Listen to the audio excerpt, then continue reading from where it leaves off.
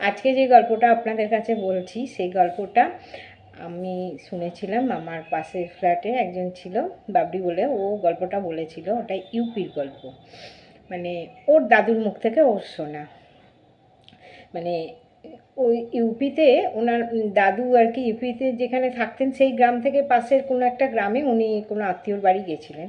তো সেখান থেকে যখন উনি ফিরছেন তখন অনেক রাত হয়ে গেছে এবং ভালোই, মানে ধরুন 11টা বেজে গেছে। গ্রাম বাংলায় 11টা বাজা মানে অনেক রাত। তা উনি তখন মনে মনে ভাবছেন যে এত রাত হয়ে গেল, আমি যদি না বেরোতাম তাহলে ভালো হতো। তা কাছে পিঠে যদি কোথাও থাকার জায়গা হতো তাহলে আমি আজকে রাতটা থেকে যেতাম। তো উনি ওরম রাস্তা দিয়ে আসছেন। ইউপিতে একটা ঘটনা আছে যে ওদের বিয়ে বাড়ি হলে বা হলে ওরা অনেক দূরে যদি ছেলের বাড়ি হয় তাহলে ওরা কি করে, মেয়ের গ্রামের কাছাকাছি কোথাও একটা ওরা তাঁবু খাটিয়ে বা সেখানে লোকজন এসে রান্নাবান্না করে এবং নির্দিষ্ট যেই বিয়ের দিনে তখন বারাত নিয়ে সেই মেয়ের বাড়ি যায়। তো অনেক দূর থেকে ওনার দাদু দেখছেন যে ওরকম বিয়েবাড়ির মতন আলো টালো জ্বলছে বা লোকজনের আওয়াজ পাচ্ছে। তো উনি তখন মনে মনে ভাবছেন আজকে রাতটা বরং আমি এদের এইখানে থেকে যাই, কাল সকালবেলা বাড়ি যাব। তো তারপরে উনি ওই আলোর দিকেই মানে হাঁটতে হাঁটতে যাচ্ছে যে যাই ওখানে গিয়ে বলবো আজকে রাতটা থাকি, কালকে বাড়ি চলে যাব সকালবেলা। তো উনি যখন যাচ্ছেন তখন প্রায় কাছাকাছি এসছে, মানে আরও খানিকটা দেরি আছে সেখানে পৌঁছতে। তখন দেখছেন ওদের গ্রামের একটা ছেলে সে এসে বলছে যে ওদিকে কোথায় যাচ্ছ? তা বলছে যে না, আজকে রাতটা ওখানে থাকি, কালকে চলে যাব সকালবেলা উঠে। তো তখন সেই ছেলেটা বলছে না না না কাকা, তোমাকে ওখানে যেতে হবে না, তুমি চলো আমার সঙ্গে, চলো আমি তোমাকে আমিও তো যাবো গ্রামে, চলো দুজনে একসঙ্গে চলে যাই। তো ওই দাদু আর ওই পাড়ার যে ছেলেটা দুজনে মিলে গল্প করতে করতে গ্রামে চলে এসছে। চলে আসার পর তখন ওই ছেলেটা বলছে কাকা তুমি বাড়ি যাও, আমিও বাড়ি যাই। তো চলে এসছে। এবার দাদু প্রায় বাড়ির কাছে এসে তখন দাদুর মনে পড়ছে আরে এই ছেলেটা তো বেঁচে নেই, এই ছেলেটা তো 2 বছর আগে মারা গেছে। তখন তো দাদুর খুব ভয় গেছে, মানে যাই হোক বাড়িতে গিয়ে তো সব বলেছে টলেছে। তখন বাড়ির লোক বলছে যে তুমি খুব জোর বেঁচে গেছো, এখন কি কোনো বিয়ের ইয়ে আছে? আর এখানে তো কই কারোর গ্রামে তো শুনিনি, আর আমাদের আশেপাশে কোনো গ্রামের বিয়ে বাড়ির কোনো ছাউনি বা ওই জাতীয় জিনিস কিছু কোনো ইয়ে হয়নি বিয়ে বাড়ি।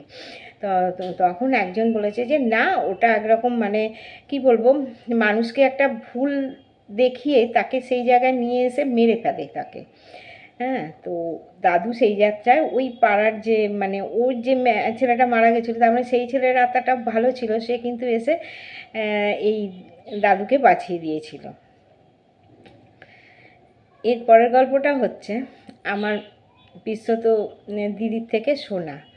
তো আমার পিসতো দিদি মধ্য কলকাতায় থাকে এবং উনি থাকতেন এই তোমার মধ্য কলকাতা বিদ্যাসাগর কলেজের পাশে শঙ্কর ঘোষ লেনে থাকতেন তখন।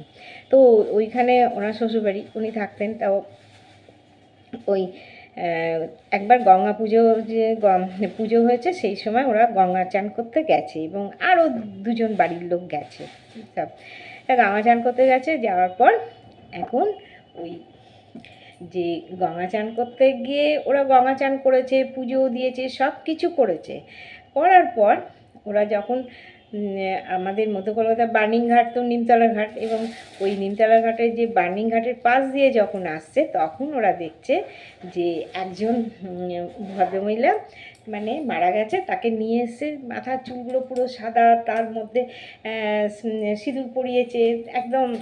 সে তো অন্যরকম দেখতে লাগছে, ওদের খুব ভালো লেগেছে যে এত বয়সে উনি পাকা চুলে সিঁদুর পরে মানে মারা গেছে। এবার ভীষণ একটা পুণ্যের কাজ এটা ওরা ভেবে কী করেছে, তিনজনে মিলে ওইখান থেকে সিঁদুর পরিয়ে ওই সিঁদুর নিয়ে এসছে, মানে এরাও ওরম সিঁদুর পরে মারা যাবে। তখন বাড়িতে নিয়ে এসছে কাগজে ছোটো ছোটো মুড়ে রেখে দিয়েছে। তো বাড়ি আসার পর এটা নিয়ে আর কেউ আলোচনা করেনি, যে যার সংসারের কাজ নিয়ে ব্যস্ত, যে যার তার কাজকর্ম নিয়ে ইয়ে করতে করতে যে যার ওইটা নিয়ে আর কোনো কথাই হয়নি সেদিনকে।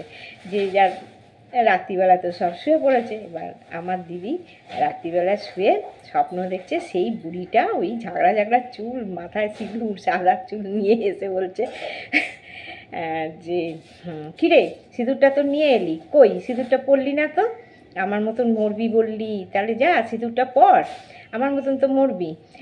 আমার দিদি তো মানে ঘুম ভেঙে গেছে, ভয়ও পেয়ে গেছে, কিছু আর বলেনি। সেই রাতটা তো কেটে গেছে। পরের দিন সকালবেলায় যখন মানে নিচে কলে জল নিতে এসছে, তো ওই নিচে তলাতে ওই দুটো বউ থাকতো, যারা আর দুজন গেছিলো, তো ওখানে গিয়ে এবার আমার মানে দিদি জল তুলছে, তারপর খানিক্ষণ বাদে ওদেরকে বলছে, কী গো তোমরা সিঁদুরটা পরেছিলে? তখন ওরা বলছে যে না পড়িনি।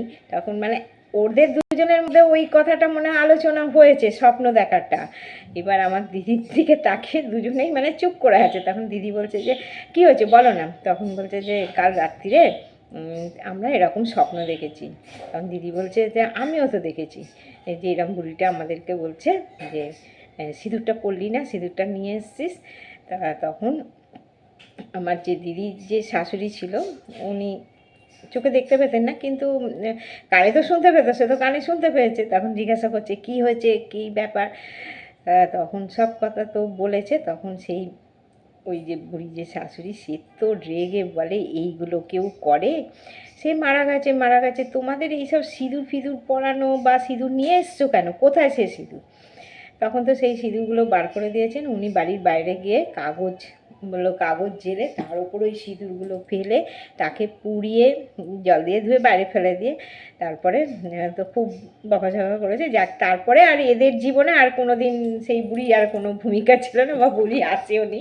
যাক, সেই যাত্রায় বেঁচে গেছিলো এরা।